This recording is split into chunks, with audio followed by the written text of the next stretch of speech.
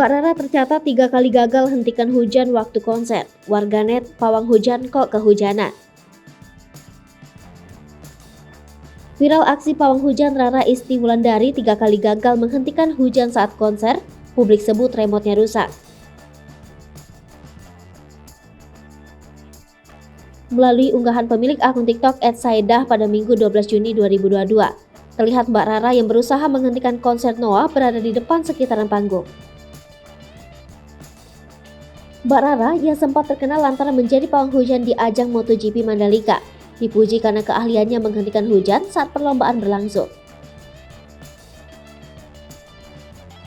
Namun akhir-akhir ini, publik dibuat ragu dengan kemampuannya yang terkadang meleset ketika mengendalikan hujan turun.